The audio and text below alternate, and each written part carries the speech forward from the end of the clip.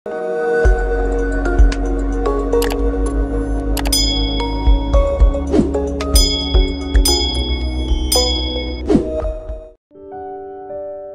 kepada Allah dengan ucapan Alhamdulillahi Rabbil Alamin. Berselawat kepada Rasulullah dengan mengucapkan Allahumma salli ala Sayyidina Muhammad wa ala ali Sayyidina Muhammad. Hadirin hadirat, muslimin muslimat, alim ulama, cerdik pandai, tokoh masyarakat, yang besar tak dihimbau gelar, yang kecil tak disebut nama. Insyaallah kita semua dimuliakan Allah Subhanahu wa taala. Amin. Ya rabbal alamin. Bercerita tentang kurban biasanya dikaitkan dengan kambing. Betul? Bercerita tentang kurban dikaitkan dengan onta. Tapi sebenarnya di balik kurban bercerita tentang anak muda. Namanya disebut dalam salat sampai 4 kali. Kalau salatnya 2 rakaat. Kama sallaita ala Ibrahim wa ala ali Ibrahim. Kama barakta ala Ibrahim wa ala ali Ibrahim. Dia adalah sosok anak muda yang luar biasa. Dulu biasanya disebut kenakalan remaja, kenakalan anak muda. Tapi beberapa hari belakangan kita mendapatkan surat pertanyaan-pertanyaan. Ustaz Somad, kami alhamdulillah sudah sholat, tapi bapak kami, ibu kami belum sholat. Ustaz Somad, saya alhamdulillah sudah sholat, tapi bapak saya masih pakai narkoba. Ternyata bukan kenakalan remaja, tapi kenakalan orang tua. Kenakalan bapak-bapak, kenakalan ibu-ibu. Dan ternyata Nabi Ibrahim menghadapi itu. Apa yang dihadapi Nabi Ibrahim? Nabi Ibrahim berhadapan dengan bapaknya. Diceritakan dalam Al-Quran. Apa kata Nabi Ibrahim kepada bapaknya? Ya idh qala Ibrahimu li abihi Azar. Wahai bapakku Azar, atattakhidhu asnaman alihah. Mengapa engkau menyembah berhala? Mengapa engkau menyembah patung? Wahai bapakku Azar, mengapa menyembah berhala? Dan Azar itu bukan sekedar menyembah berhala, tapi dia pembuat berhala. Segala berhala-berhala yang ada, dia yang membuat. Dan Nabi Ibrahim berhadapan dengan bapak yang luar biasa. Lalu kemudian apa jawab bapaknya? Apa kata Azar? La illam tantahi, kalau kau tidak berhenti menasihati aku, kalau tidak berhenti mendakwahi aku, kalau tidak berhenti mengajak aku, la arjumannaka, aku akan lempar engkau pakai batu sampai mati. Wahjurni maliya, tinggalkan aku dalam waktu yang lama. Pergi sana. Jadi kalau ada anak-anak muda sekarang yang sudah hijrah, sudah ngaji, sudah ke masjid, berhadapan dengan bapak yang belum juga mendapat hidayah jalan Allah, maka pelajaran dari kurban Ibrahim alaihissalam mengalami itu. Apa jawab Ibrahim? Apakah Ibrahim mengatakan, hai bapak penghuni neraka? Apakah Ibrahim mengatakan, aku akan pancung kepalamu? Ibrahim dengan lembut berkata, Sa'astaghfirulaka Rabbi. Walaupun engkau kasar wahai bapak, walaupun kau katakan akan melempar aku pakai batu sampai mati, walaupun kau katakan kau akan mengusir aku sampai tempat yang jauh, Sa'astaghfirulaka Rabbi, aku tetap memintakan ampun kepada Allah supaya Allah mengampunkan dosa-dosamu. Innahu kana bi hafiyya.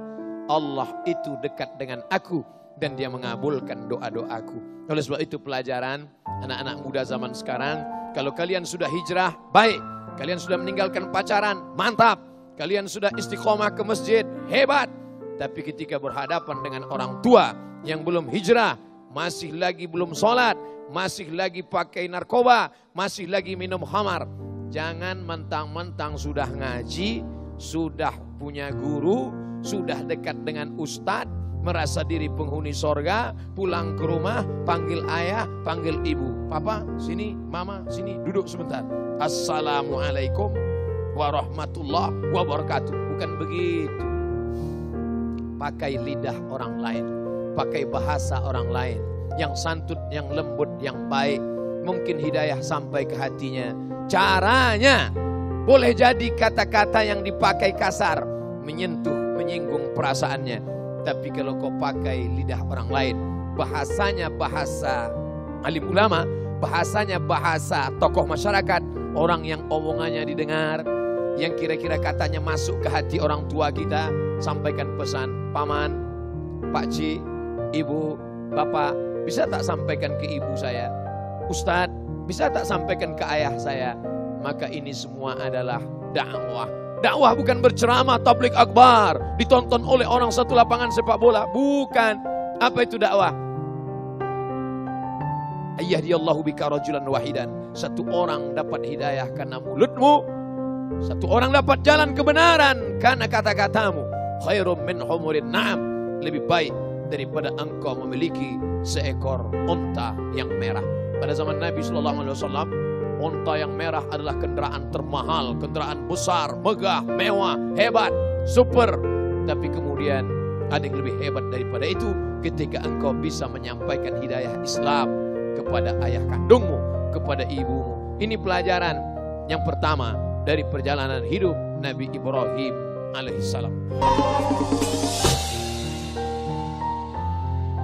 Kita lanjutkan. Bagaimana Nabi Ibrahim alaihissalam? Ibrahim berhadapan dengan orang-orang yang menyembah patung-patung. Tapi Nabi Ibrahim tidak berkata lalu berkata, hai kalian penduduk kampung, kalian semuanya sesat, kalian semuanya salah. Tidak. Ibrahim yang anak muda, yang perkasa, tidak hanya fisiknya yang sehat, tidak hanya tubuhnya yang kuat, tapi otaknya juga cerdas. Ini tipe model anak muda zaman dulu yang masih bisa kita ikut relevan sampai zaman milenial, sampai anak muda zaman now. Cerdas otaknya, smart, anak muda yang hebat. Apa yang dilakukan Ibrahim alaihissalam? Nabi Ibrahim masuk ke dalam tempat ibadah. Dia lihat ada patung-patung, dia hancurkan, dia pecahkan, dia hancurkan. Lalu kampak yang besar itu dia gantungkan di leher berhala patung yang paling besar. Pada waktu petang hari, maka para petani-petani orang di kampung pulang. Mereka melihat hancur berkeping. Siapa yang menghancurkan ini? Lalu mereka sudah menebak, ini pasti ulah anak muda itu yang bernama Ibrahim. Dia pasti yang melakukan ini. Tangkap Ibrahim. Mereka tangkap Ibrahim. Apa kata mereka kepada Ibrahim? Anta fa'alta hadza bi alihatina ya Ibrahim? Engkaukah yang melakukan ini Ibrahim? Engkau yang sudah menghancurkan ini? Engkau yang sudah memporak-porandakan ini? Engkau yang sudah membinasakan berhala-berhala ini? Ibrahim dengan senyum menjawab. Apa kata Ibrahim? Bal fa'alahu kabiruhum hadza.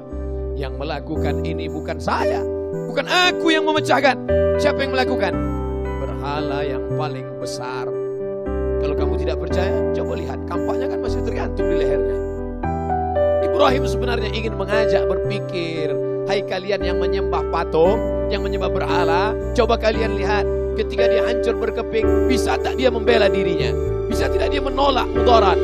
Kalau membela dirinya saja tidak mampu, kalau membela dirinya dari penghancuran, pengrusakan saja tidak bisa, apalagi membela kalian dari azab Allah Subhanahu wa ta'ala. Ternyata orang kalau sudah berdebat otak kalah, debat IQ kalah, maka yang bangkit adalah egonya, ototnya. Ibrahim, kamu boleh menang dengan otak, tapi dengan otot kamu pasti kalah. Ya jelas kalah. Ibrahim dikeroyok sendirian. Lalu apa kata mereka? Bakar dia. Hidupkan api unggun yang besar. Tarik Ibrahim. Masukkan ke dalam api. Bakar dia hidup-hidup. Harriquhu. Bakar dia. Mereka bakar Ibrahim alaihissalam. Pelajaran. Anak-anak muda mungkin dengan otot, dengan otak kalian menang. Tapi ketika berhadapan dengan sebuah organisasi, berhadapan dengan kelompok besar, berhadapan dengan sebuah geng, kalian boleh jadi kalah. Menyerahkah kalian? Tidak. Karena mukjizat pasti ada. Kalian akan dibakar seperti yang dihadapi oleh Ibrahim alaihissalam. Satu kampung mengeroyok dia. Raja berkata, bakar Ibrahim, matikan dia, harriquhu. Di saat itu terjadi mukjizat besar. Apa kata Allah Subhanahu wa ta'ala? Ya nar, wahai api. Ya nar, wahai api, kuni bardan, jadilah engkau bardan, sejuk, wasalaman, selamat. Andai Allah katakan bardan, wahai api jadilah engkau sejuk, mungkin Ibrahim alaihissalam akan mati kedinginan, beku dalam api itu karena kuasa Allah. Api yang panas membakar, Allah bisa balik hukum membakar menjadi membekukan. Kuni bardan, jadilah engkau sejuk kepada Ibrahim. Tapi Allah maha bijaksana, dia tidak hanya berkata bardan, tapi dia juga berkata wasalaman. Arti selamat, selamat. Jadilah engkau sejuk dan selamat bagi Ibrahim.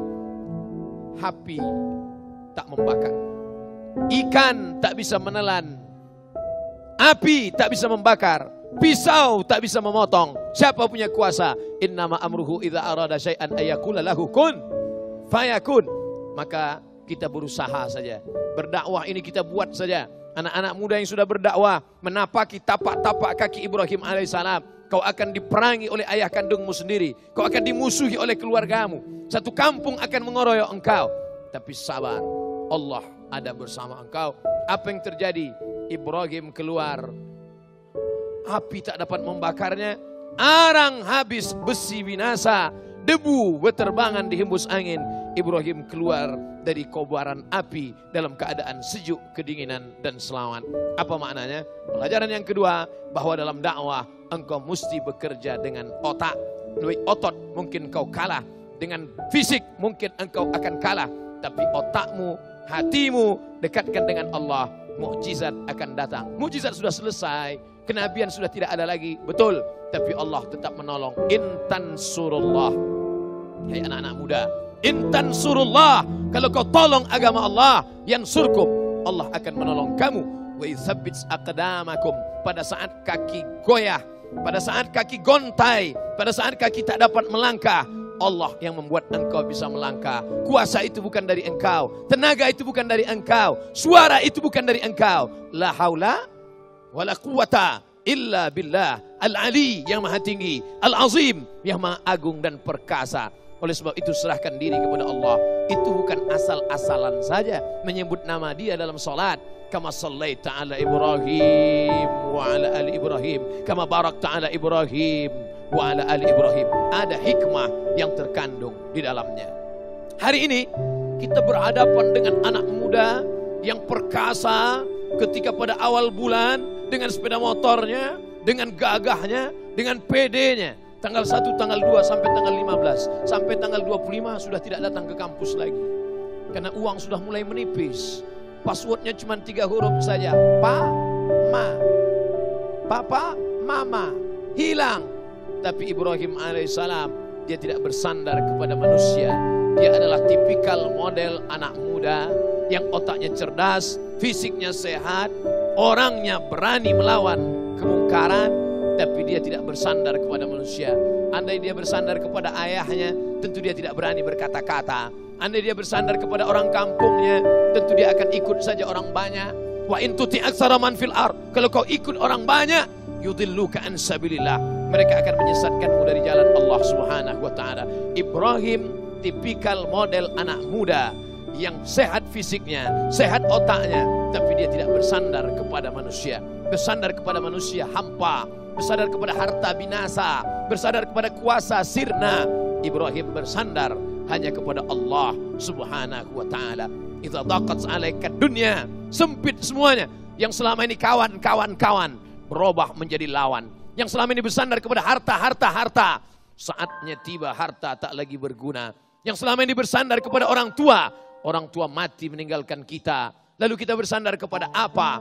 Maka jangan katakan kepada anak-anakmu, nanti kalau aku mati kau akan makan apa? Nanti kalau aku mati kau tinggal di mana? Nanti kalau aku mati nanti bisnismu apa? Dunia ini penting, tapi ada yang lebih penting. Setelah kita mati, kita akan bertanya, kau bersandar kepada apa? Yang kau sembah apa? Kita ajarkan dia bagaimana Ibrahim alaihissalam berdiri dengan sendirinya. Ayah tak bisa diandalkan. Orang kampung membakar dan memusuhi. Raja ingin mematikan dia, tapi hatinya tetap hidup karena dia bersandar kepada yang maha hidup. Yuhyi wa yumit wa huwa ala kulli syai'in qadir.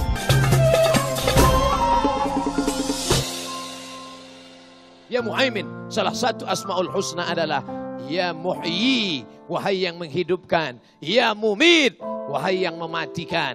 Kalau hari ini aku hidup, Karena engkau yang memberikan aku hidup. Sampai masanya aku akan mati. Kalau hari ini ada yang mati, dia bukan mati dengan sendirinya, tapi karena engkau yang mematikan dia. Itu yang kita katakan selesai sholat. La ilaha illallah wahdahu la syarikalah. Lahul mulku walahul hamdu. Yuhyi wa yumit.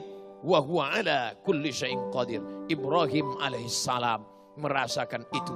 Pelajaran yang kelima. Ibrahim juga manusia. Ibrahim manusia biasa. Dia bukanlah malaikat. Kalau dia manusia bagaimana? Dia makan. Setelah makan, dia minum. Kalau ada makanan, ada minuman, apa yang terjadi? Ada libido seksual. Kalau begitu dia perlu menyalurkan hasrat seksualnya. Ya, maka Ibrahim menikah. Man istata'a minkumul ba'ah. Pelajaran yang kelima, wahai para pemuda. Man istata'a minkumul ba'ah. Kalau sampai usia kalian sudah bisa menikah, falyatazawwaj, menikahlah. Sebagaimana Ibrahim alaihissalam menikah. Otak boleh cerdas, tapi hawa nafsu tetap ada.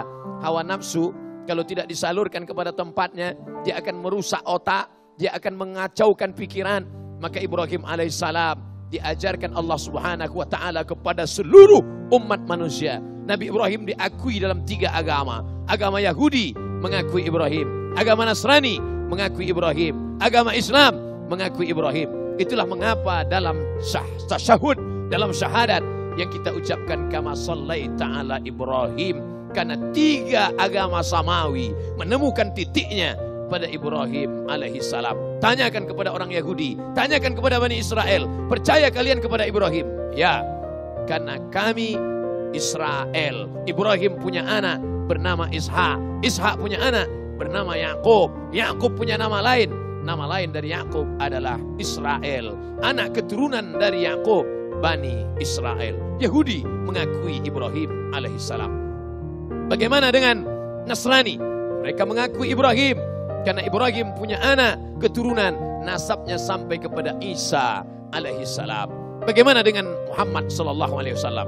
Muhammad, anak Abdullah, anak Abdul Muttalib, anak Hashim, anak Abdi Manaf, anak Qusay, keturunan daripada Adnan, cucu cicit daripada Ismail, anak kandung daripada Ibrahim alaihissalam. Menyatu 3 nasab Nabi yang diagungkan. Yahudi memuliakan Musa, Yahudi memuliakan Musa, Nasrani memuliakan Isa. Muhammad sallallahu alaihi wasallam diagungkan, dimuliakan. 3 Nabi, Musa, Isa, Muhammad, bertemu nasab pada Ibrahim alaihissalam. Ibrahim menikah, lahirlah seorang anak. Tapi perjuangannya panjang, luar biasa. Apa maknanya? Kalian wahai anak-anak muda, man istata'a minkumul ba'ah. Kalau ada di antara kalian yang sudah sanggup menikah, falyatazawwaj, menikahlah. Fa innahu aghaddu lil basar, karena menikah itu menundukkan pandangan. Wa ahsanu lil farj, menjaga kemaluan. Pandanganmu akan tunduk, kemaluanmu akan terkendali. Kenapa? Karena engkau ibarat perahu yang liar, tapi pada saat itu sudah tahu kemana perahu akan bertambat. Sementara yang perempuan pula selama ini risau gelisah karena nakhoda belum juga tiba. Tapi setelah tiba masanya, bertautlah 2 hati manusia, didoakan oleh orang ramai. Orang ramai berkata, barakallahu lakuma wa baraka alaikuma wa jama'a bainakuma fi khair. Ibrahim alaihissalam. Ustaz, kami ini mahasiswa, sedang kuliah di suatu kota. Bagaimana pendapat Ustaz kalau kami menikah? Bagus. Belanjanya dari mana? Ya saya tidak tanggung jawab. Tanya orang tua, kamu dapat kiriman? Iya. Calon mempelai perempuan itu juga dapat kiriman? Iya. Satukan antara 2 APBD. Maka kalian bisa menikah. Bahwa dulu bersusah-susah, ya, berakit-rakit ke hulu, berenang-renang ke tepian, bersakit-sakit dahulu, sakit-sakit juga kemudian. Bersakit-sakit dulu masa kuliah, nanti sampai masanya kalian akan senang, bahagia, sukses tadi, sukses kuliah, sukses kerja, sukses anak. Kenapa tidak? Wahai bapak-bapak, wahai orang tua, apakah kau rela anakmu berzina? Apakah kau biarkan anakmu berteman dengan yang tidak mahram demi hanya untuk menjaga kehormatan? Padahal ini perbuatan yang tidak diridhai Allah. Padahal engkau kaya, uangmu banyak, kenapa kau tidak nikahkan? Ustaz, boleh nikah muda? Baik sekali. Kalaulah kita kita tahu nikah itu betapa baik hikmahnya, kalau kita tahu betapa nikah itu baik manfaatnya, mungkin kita juga akan cepat menikah. Pagi khitan, sore menikah. Tentu tidak secepat itu. Ada masa-masanya. Seorang sahabat Nabi bernama Amr bin As. Dia punya anak namanya Abdullah bin Amr bin As. Baca dalam biografinya, jarak antara Amr bin As dengan anaknya Abdullah bin Amr bin As hanya 11 tahun saja. Kalau jarak antara bapak dengan anak 11 tahun, jadi nikahnya umur berapa itu? Artinya apa? Menikah baik, mampu. Bagi yang tidak mampu bagaimana? Faman lam yastati, siapa yang tidak mampu, fa'alaihi bisawm, banyak-banyak puasa sunat.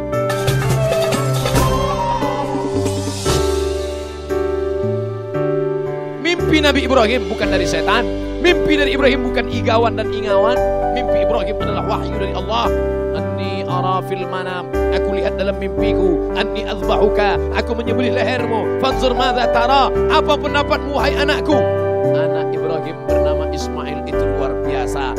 Kenapa anaknya berbakti? Karena dia juga dulu berbakti kepada orang tua. Apa kata anaknya? Ya abati, wahai ayahku, if'al ma tu'mar, laksanakan apa yang diperintahkan Allah. Satajiduni insyaallah, insyaallah kau akan dapati aku minas sabirin, aku sabar menerimanya. Bapak Ibu kalau mau ngetes anaknya berbakti atau tidak, pulang dari sini ambil pisau. Ya bunayya, wahai anakku, anni ara fil manam, aku lihat dalam mimpiku tadi malam. Anni azbahuka, aku menyembelih lehermu.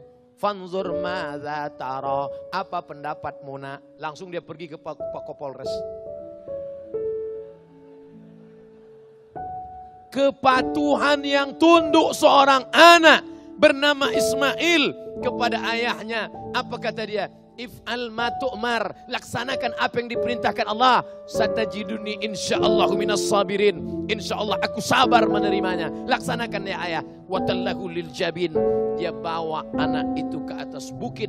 Sampai ke atas bukit, dibaringkan di atas altar. Dan ketika pisau sudah terasa sejuknya di leher, terasa sejuknya, dinginnya ujung pisau di tepi leher. Kalau mau merasakan, pulang di rumah, ambil pisau dapur, letak. Sudah terasa, tinggal menarik sedikit lagi. Tinggal menarik sedikit lagi. Tapi apa yang terjadi? Ayatnya dibacakan tadi. Fafadainahu bidzibhin azim. Kami tebus dengan sembelihan yang besar. Tiba-tiba datang malaikat membawakan seekor kambing. Itulah sejarah kurban. Nanti kalau jamaah haji, jamaah umrah sampai ke Mina, di dekat melontar jumrah, di atas bukit ada istana raja Saudi Arabia. Di tepi tembok ada tinggi sebesar tiang putih, ada kubah kecil di atas, kira-kira setinggi AC kita, nampak bulat. Disitulah tempat penyembelihan Ibrahim ketika membawa Ismail. Sampai sekarang tugunya masih ada. Tapi pengalaman saya membawa jamaah haji umrah, hampir tidak ada jamaah yang bertanya, Ustaz, di mana tempat penyembelihan Ismail? Tak ada. Yang selalu mereka tanya, di mana tempat beli batu cincin? Di mana tempat beli ceret kuning dan celak? Itu artinya masyarakat masih minim kepedulian terhadap sejarah Ibrahim alaihissalam. Padahal di sana, untuk apa tempat itu? Untuk apa tugu itu? Untuk apa? Memangnya kita mau sembah? Tidak. Kita tidak menyembah tugu. Tapi untuk apa? Mengenang bagaimana Ibrahim alaihissalam kepatuhan kepada Allah. Allah tidak minta kambingmu. Allah tidak minta ontamu. Yang diminta Allah yang paling kau sayang. Allah tahu umat Muhammad ini imannya belum sampai ke tingkat Ibrahim. Maka Allah tidak minta anak kita. Yang diminta Allah apa?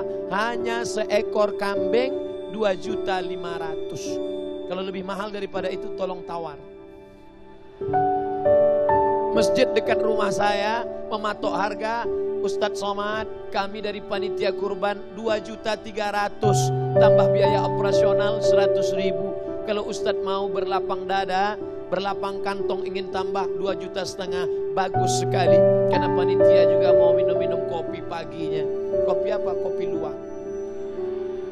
Lalu kemudian mereka bertemu, berjumpa, dan kemudian bersilaturahim.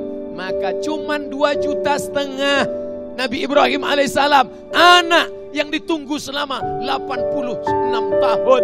Allah tidak minta anakmu, karena Allah tahu. Jangankan anakmu, kambing saja diminta, kau protes. Allah hanya minta seekor kambing yang akan dipotong. Fasalli li rabbika wanhar. Fasalli, salatlah. Kita sudah salat, tapi ada satu lagi, wanhar, berkurbanlah. Orang yang cinta pasti ada berkorban. Kalau ada orang hanya berkata-kata saja, oh my dear, oh my darling, lautan kan ku seberangi, bukit kan ku daki. Buktinya mana? Enggak ada. Bohong, ngomong kosong. Tapi ketika kau bisa tunjukkan bukti, beriman engkau kepada Allah, ya. Sayang engkau kepada Nabi Muhammad, ya. Suka engkau kepada Ibrahim, ya. Apa buktinya? Kama sallaita ala Ibrahim wa ala ali Ibrahim, kama barakta ala Ibrahim wa ala ali Ibrahim. Mana buktinya? Ini kambing. Untuk berapa orang? Kami satu rumah. Pelit sekali engkau. Nabi Muhammad sallallahu alaihi wasallam, apa yang dia berikan? Dia potong sendiri 63 ekor. Ambil pisau, potong. Ambil lagi, potong. Ambil lagi, potong. 63 ekor. Setelah itu dia ambil pisau, dia berikan kepada Sayyidina Ali. Ali, lanjutkan. Ali motong lagi 37 ekor. 63 tambah 37 ekor. Berapa? 100 ekor. 100 ekor kali 35 juta. Itu onta paling murah. Itu pun karena yang jual udah teman dekat betul. 35 juta onta paling murah. Kali 100 ekor. 35 juta kali 100 ekor. Berapa? 3,5 miliar. 3,5 miliar kalau kita belikan cendol berenang kita. 3,5 miliar kurban Nabi Muhammad sallallahu alaihi wasallam. Kira-kira kalau ada orang berkurban 3,5 miliar, orang kaya apa orang miskin? Kaya. Sekarang digambarkan Nabi Muhammad itu miskin, susah, melarat, bajunya compang-camping. Itu bukan Muhammad yang kita kenal. Muhammad yang kita kenal sallallahu alaihi wasallam, afdhalus salam alaihi azkas salam. Dia berkurban 100 ekor onta. Kalau kau mau menunjukkan kau kaya, bukan dengan rumah yang besar. Kalau kau menunjukkan kau kaya, bukan dengan baju koko yang mahal. Kalau kau menunjukkan kau kaya, bukan dengan cincin emas yang 3-4. Kalau kau menunjukkan kaya, bukan dengan mobil yang mewah. Kalau kau menunjukkan kau kaya, berkurbanlah engkau 100 ekor onta. Begitu. Allahu Akbar. Dari bunyi takbirnya saya yakin. 1 ekor kambing kecil. Lalu kemudian tanggal 10 Zulhijjah, 22 Agustus, ini tidak boleh puasa. Justru hari makan. Apa yang dimakan? Makan hewan kurban. Begitu pagi motong, Bismillahi Allahu Akbar. Allahumma taqabbal min fulan bin fulan. Yang paling afdal motong sendiri. Pisaunya dari bawah, naik ke atas, darahnya turun di ujung pisau. Inna dama la yaqa' minallah bimakan qabla an yaqa' minal ardi. Sebelum darah itu menetes dari ujung pisau sampai ke tanah, berapa detik darah jatuh dari ujung pisau ke tanah? Ada yang lebih cepat daripada cepatnya tetesan darah. Turun ampunan Allah untuk orang yang motong. Bismillahi Allahu Akbar. Tapi yakinkan Anda pandai memotong. Ada 2 urat yang putus, urat makan dengan urat nafas. Jangan sampai urat makannya putus, urat nafas gak putus. Begitu tali dilepas, sapinya tegak. Yang belum terbuka hatinya menyembelih tanggal 10, tanggal 11. Gak sanggup, tanggal 12. Gak sanggup, tanggal 13. Gak sanggup, habis. Tanggal 14 gak ada kesempatan lagi. Mudah-mudahan kita termasuk orang yang berkurban karena Allah Subhanahu wa ta'ala. Anak muda, pengorbanan, semangat berkurban. Selamatkan anak muda, selamatkan harta dengan berkurban kepada Allah.